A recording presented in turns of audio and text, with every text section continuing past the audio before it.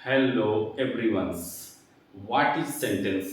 Sentence क्या होता है? Group of words that convey meaningful sense.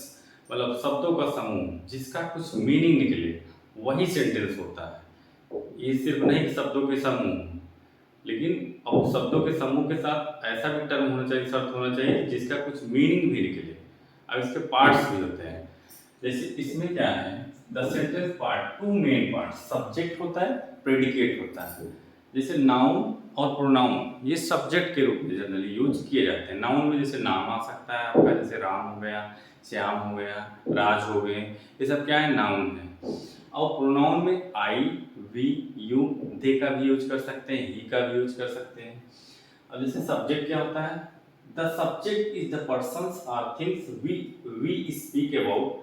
मतलब सब्जेक्ट जो होता है क्या होता है, एक पर्सन होता है, व्यक्ति भी हो सकता है, कुछ चीजें भी हो सकती हैं। वी स्पीक, जिसके विषय में बोला जाए, वो सब्जेक्ट होता है। We speak about, it can be noun या तो ये प्रोनाउन। जैसे मैं स्कूल जाता हूँ, जैसे ऐसे है, आई गो टू स्कूल। अब इसमें क्या है, आई क्या है, सब्जेक्ट है। क्योंकि यहाँ पे सब्जेक्ट जो है, स्कूल जाने का काम कौन कर रहा है, मैं, तो यहाँ सब्जेक्ट हो गया है। अब यहाँ पे अगर हम, एक प्रोनाउन है, अगर हम चाहते तो यहाँ लिख सकते हैं राम गोज हो जाएगा, यहाँ राम गोज टू स्कूल, तो यहाँ राम जो है सब्जेक्ट हो जाएंगे। ये एक एग्जाम्पल के तौर पे आपको समझा देंगे। अब देखिए,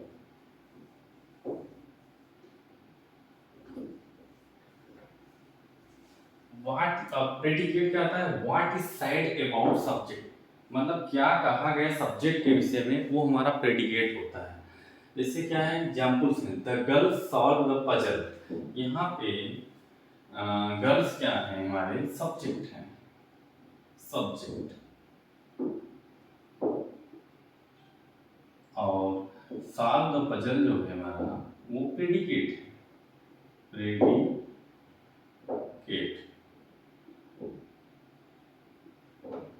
प्रेडिकेट्स। दूसरे में the old man sat under the tree. यहाँ पे द ओल्ड मैन हमारा सब्जेक्ट है, क्या है, सब्जेक्ट है, साठ में लिख दिए। उसके बाद sat under the tree predicate है, प्रेडिकेट। अब देखिए, द सेंटेंसेस काइंड असर्टिव और declarative sentence make a sentence statements और डिक्लेरेशन, डिक्लेयर्स करना। देखिए, मेक ए स्टेटमेंट और डिक्लेयर समथिंग्स। मेक स्टेटमेंट देना या डिक्लेयर्स करना कुछ कुछ किसी विषय में। जैसे I play football in the evening, ये आपका या तो डिक्लेयर भी कर रहे हैं, डिक्लेरेटिव डिक्लेयर्स बोला जाता है, या क्या बोला जाता है, statements. She is reading a books, ये क्या है, हमारे असर्टिव और डिक्लेरेटिव सेंटेंस है। अब दूसरा इंट्रागेटिव। इंट्रागेटिव सबसे बड़ा पहचान है क्वेश्चन मार्क, क्वेश्चन मार्क लगता है। Where are you going, is this your pens, which car is this, जैसे पूछा जा सकता है व्हाट इज योर नेम्स। ये सब क्या है, इंट्रागेटिव में क्वेश्चन मार्क लगा रहता है। अब इसमें और भी है टाइप, सेंटेंस के काइंड्स, पहले इसको नोट डाउन कर लीजिए।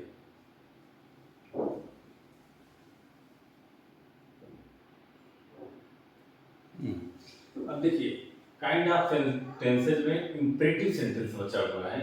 Make an order, request, advice, command, ये सब क्या है, इंपरेटिव सेंटेंस के कैरेक्टर्स हैं। ऑर्डर होना, रिक्वेस्ट, एडवाइस देना, ये सब क्या है, इंपरेटिव सेंटेंस के फीचर हैं। जैसे एग्जांपल में यहाँ पे ओपन द डोर्स, आप बोलते हैं open the doors, close the doors, sit down, stand ups, तो क्या है, ऑर्डर दिया जाता है, रिक्वेस्ट किया जाता है।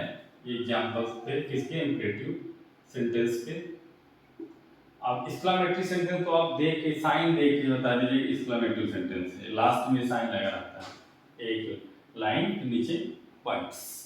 Express the feeling of Joy, sad, सारो, सरप्राइज, एक्सक्लेमेशन मार्क ऐसे रहता है लास्ट में। is placed in of its how will she sings what a pretty girls what a beautiful day। इसको नोट डाउन आप कर लीजिए।